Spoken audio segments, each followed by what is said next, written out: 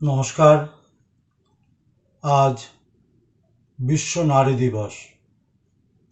ব্যক্তিগতভাবে মনে করি সমস্ত নারী জাতিকে আমরা যদি সসম্মানে আমাদের ঘরে প্রতিষ্ঠিত করতে পারি, শ্রদ্ধা জানাতে পারি, সসম্মানে তাকে নিয়ে ঘর সংসার করতে পারি, তাহলে সমগ্র জাতি, দেশ, সমস্ত কিছুর একসাথে উন্নতির পথে আমরা একটু একটু করে এগিয়ে যাব। নারী দিবসে, বিশ্ব নারী দিবসে আমার নারীদের প্রতি শ্রদ্ধা জানিয়ে আমার প্রথম নিবেদন, আততায়ীর সঙ্গে ঘরকন্যা।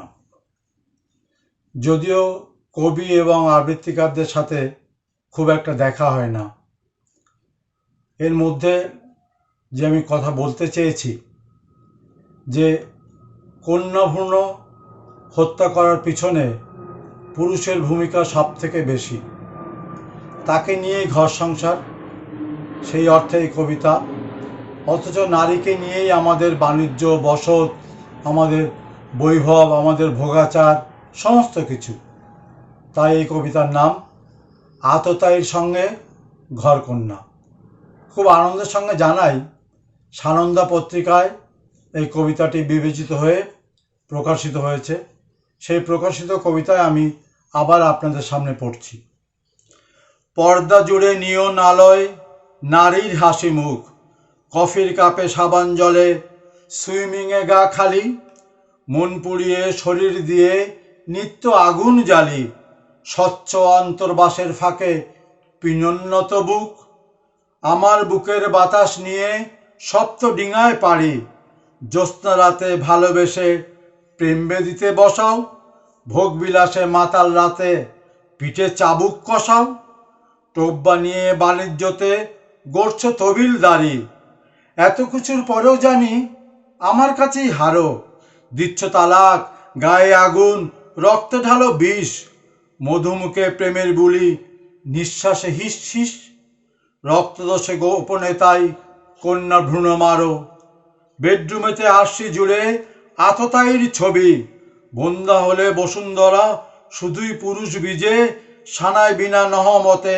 সর্পের বিন বাজে, কন্যা ভ্রূণ গর্ভে ধরে কত কথায় ভাবি, রাজসভাতে রজস্বলায় ধরবে কার কেশ, সর্পদংশে কলার ভেলায় বেহুলা কোথায় পাবে, জীব কেটে নাও সত্যখানার আদেশ কাকে দেবে, গদি রাখতেই বধূ সীতার পাতালে প্রবেশ, কন্যা ভ্রূণ হত্যা করে করবে জগৎ জয়, তবুও ভালোবাসার বুকে স্রোতের হাওয়া ভয়, সত্য ক্রেতা দাপর কলি নারী কীর্তিময়, যুগান্তরের পরেও যেন নারীরই হবে জয়।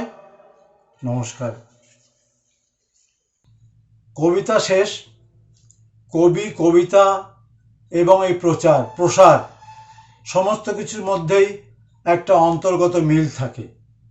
একটা সুখবর দিই, শব্দশিল্প নামে একটি আবৃত্তি সংস্থা হয়েছে বারাসাতে। রবীন সামন্ত তার প্রশিক্ষক, তিনি সঞ্চালনা শেখাবেন। রবীন আমার ভাইয়ের মতো, সঞ্চালনা শেখাবেন, তিনি আবৃত্তি শেখাবেন, শ্রুতি নাটক শেখাবেন। আপনারা অবশ্যই যোগাযোগ করবেন। এইভাবেই কবিতা, আবৃত্তি এবং শ্রুতি নাটক শিল্পের প্রসার হবে। আর শিল্পের প্রসার করতে যারা দুহাত বাড়িয়ে এই সুযোগগুলো করে দেন, সেটি আমার বোন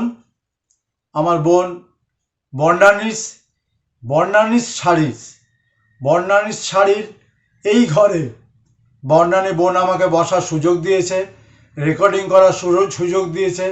আর ভগ্নিপতি বাপি, যাকে আপনারা সঞ্জীব ঘোষ বলে জানেন, ফটোগ্রাফার সঞ্জীব ঘোষ, বিখ্যাত photographer, motorcycle racer Sanjib Ghosh ভাই আমাকে ডেকেছে, সোমনাথদা তুমি আমার ঘরেই করো।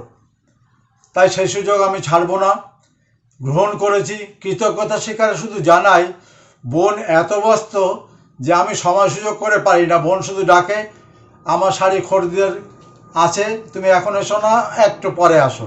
আমি এসে গেছি। বোনকে বলি যে এত শাড়ির মেলা নিয়ে তুমি কি করে সামলাও।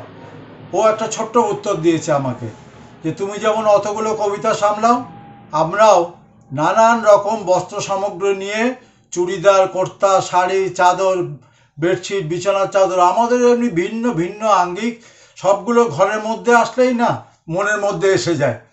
আপনারা অনলাইনে যোগাযোগ করতে পারবেন। আমি ফোন নাম্বার বলে দেব।